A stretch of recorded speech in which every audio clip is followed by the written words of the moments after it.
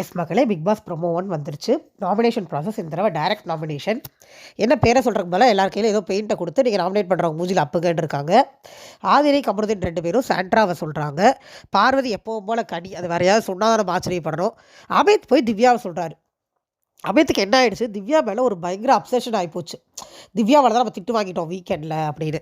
அதாவது ஒரு அமிர்தன் வந்து வாயில் கக்கா போன்னு சொன்னதெல்லாம் ஒரு மேட்ரே இல்லையா. அமிர்தன் அமித் நேற்று சொல்லியிருக்காரு, இதெல்லாம் ஒரு விஷயமா, இதுக்கெலாம் திட்டுறாங்கன்னு.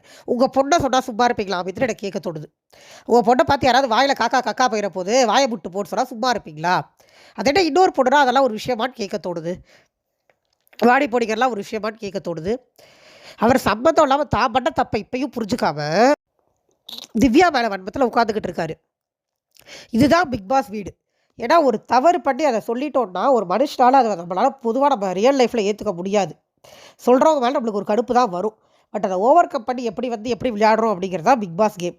ஆனால் இவங்க யாருமே அந்த கேம் விளையாட ரெடியாகவே இல்லை. எல்லாரும் அதுவும் அவருக்கெல்லாம் என்ன வயசு இருக்கும் அமித்துக்கலாம், இவ்வளோ வன்மம் தேவையா? காலையில் உட்காந்து இப்போ லைவில் சாண்ட்ரா கூட உட்காந்து பேசிகிட்டு இருக்காரு. சாண்ட்ரா சொல்கிறாங்க இது மாதிரி அவள் பின்னாடி பேசியிருக்காரு. அந்த சாண்ட்ரா எப்போ போல் வன்மத்தை கக்குறாங்க.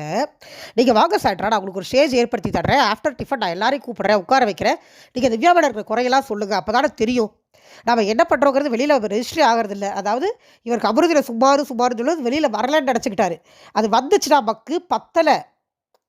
ஆனால் அது தெரியாமல் வரலன்னு நினச்சிக்கிட்டு நீங்கள் சொல்லுங்கள், அப்போ தான் அட்ரஸ் ஆகும், திவ்யாவை எப்படியாவது போட்டு தள்ளிடணும் அப்படின்னு ரொம்ப கேவலமாக சீப்பாக அமித்தோடு பண்ணுறாரு. அது நல்லாவே இல்லை. அவர் திட்டினா அது அவர் திட்டு வாங்கிக்கணும். அதை விட்டு போட்டு எந்த சம்பவத்தில் திட்டு வாங்கினாலும் அதில் இருந்தவங்களை டார்கெட் பண்ணுறது ரொம்ப அசிங்கமாக கேவலமாக சீப்பாக கன்றாவியாக இருக்குது அமித். சாண்ட்ரா வராது லைவுக்கு, ஏன்னா வந்தால் அவன் சங்கு கிழிஞ்சிரும்னு தெரியும். அதனால் மேடம் சமாளிச்சுக்கிட்டே இருக்காங்க, நான் வரமாட்டேன்னு பார்க்கலாம் வராங்களான்னு.